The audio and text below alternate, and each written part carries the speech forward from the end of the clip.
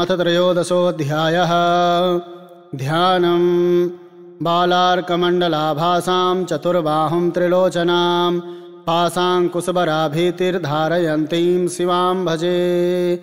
ॐ ऋषिर्वाच एतत्ते कथितं भूप देवी माहात्म्यमुत्तमम्। एवं प्रभावा सा देवी ययेदं धार्यते जगत्। विद्या तथैव क्रियते भगवद्विष्णुमायया। तया त्वमेष वैश्यश्च तथैवान्ये विवेकिनः। मोह्यन्ते मोहिताश्चैव मोहे मे सन्ति चापरे। तामुपैहि महाराज सरलं परमेश्वरीम्। आराधिता सैव नृणां भोगा स्वर्गापवर्कदा। श्रीमार्कण्डेय उवाच इति तस्य वचः श्रुत्वा सुरथः स नराधिपः पणिपत्य महाभागं तं ऋषिं संसितव्रतं। निर्मण्णोतिममत्वेन राज्यापहरणेन च जगाम सद्यस्तपसे स च वैश्यो महामुने। सन्दर्शनार्थमम्बाया नदीपुलिन संस्थितः स च वैश्यस्तपस्ते वे देवी सूक्तं परं जपन्। तौ तस्मिन् पुलिने देव्या कीर्त्वा मूर्तिं महीमयीम्। अर्हणां चक्रतुस्तस्याः पुष्पधूपाग्नितर्पणैः निराहारौ यताहारौ तन्मनस्को समाहितौ ददतुस्तौ बलिं चैव निजगात्रा श्रीकुक्षितम्। एवं समाराधयतो स्त्रिभिर्वर्षैर्यतात्मनोः परितुष्टा जगद्धात्री प्रत्यक्षं प्राह चण्डिका।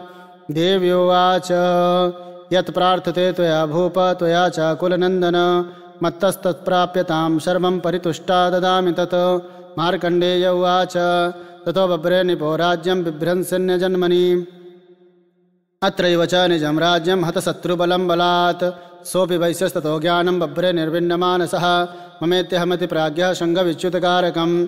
देव्युवाच स्वल्पैरहोभिर्निपते स्वं राज्यं प्राप्स्यते भवान्। हत्वा रिपुंस्खलितं तव तत्र भविष्यति।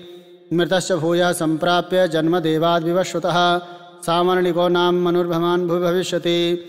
वैश्यवर्य त्वयायश्च वरोस्मत्तोऽभिवाञ्छितः तं प्रयक्षामि संसिद्ध्यै तव ज्ञानं भविष्यति।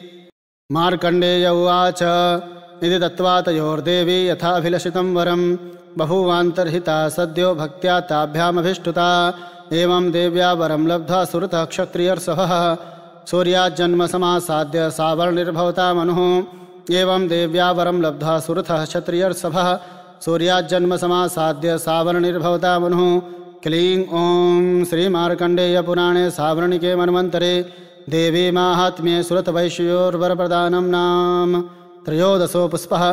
श्रीजगदम्बार्पणमस्तु।